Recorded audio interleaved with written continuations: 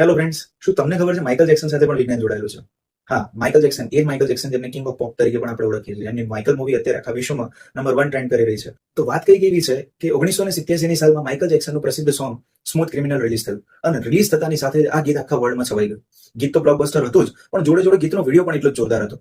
ગીતના એક સ્ટેપમાં, ડાન્સ સ્ટેપમાં માઇકલ જેક્સન પોતાના કો ડાન્સર્સ સાથે પોતાના શરીરને આગળની તરફ 45 ડિગ્રીના ખૂણા ઉપર એકદમ નમાવે છે. હવે આ જે વસ્તુ છે કોઈ સામાન્ય માણસ માટે એકદમ અશક્ય છે. હવે વિજ્ઞાન એવું કહે છે કે જો કોઈ સામાન્ય માણસ પોતાના શરીરને ટટ્ટા રાખીને પોતાના પગના તળિયા પર પોતાના શરીરને આગળ નમાવવાનો પ્રયત્ન કરે તો તે 20 ડિગ્રીથી આગળ પોતાના શરીરને નમાવી શકે નહીં. કારણ કે જો આવું એ કરે છે તો તેના શરીરનું ગુરુત્વ કેન્દ્ર બદલાઈ જાય છે અને તે મોઢા ભેર નીચે પડે છે. તો પછી પ્રશ્ન થાય કે માઇકલ જેક્સને આ સ્ટેપ કઈ રીતે કર્યો? શું એના માટે તો એમણે કોઈ જાદુનો ઉપયોગ કરેલો છે? તો આનો જવાબ છે ના.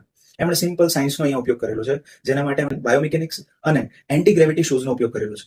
આ ખાસ બનાવેલા શૂઝ છે જેની માઇકલ જેક્સને પેટન્ટ પણ કરાવી હતી. આ જૂતાની એડીમાં એક વી શેપનો કટ હતો. જ્યારે માઇકલ આ ડાન્સ સ્ટેપ કરવા જતા ત્યારે સ્ટેજની નીચેથી બે ખાસ પ્રકારના ખીલા બહાર નીકળતા. માઇકલ ખૂબ સ્માર્ટલી જઈને એ ખીલાની અંદર પોતાના જૂતા ભરાવી દેતા. હવે આ ખીલા એમના એન્કલને એટલો મજબૂત સપોર્ટ આપતા કે તે સરળતાથી ફિઝિક્સને પડકારીને પોતાના શરીરને આગળની તરફ ધકેલી શકે. પણ આ ડાન્સ સ્ટેપ કરવા માટે ખાલી સ્પેશિયલ શૂઝ હોય એટલું જરૂરી નથી. આ સ્ટેપ કરવા માટે તમારા કમર અને પગના સ્નાયુમાં અસાધારણ તાકાત પણ હોવી ખૂબ જરૂરી. તો છે ને માઇકલ જેક્સને ખૂબ જોરદાર રીતે વિજ્ઞાન અને ટેકનોલોજીનો ઉપયોગ કરીને એક જોરદાર ડાન્સ સ્ટેપ અને જોરદાર સોંગ તૈયાર કર્યો છે. જો તમે પણ માઇકલ જેક્સનના ફેન હો તો વિડીયોને લાઈક કરજો. મળીએ નેક્સ્ટ વિડીયોમાં. આવજો.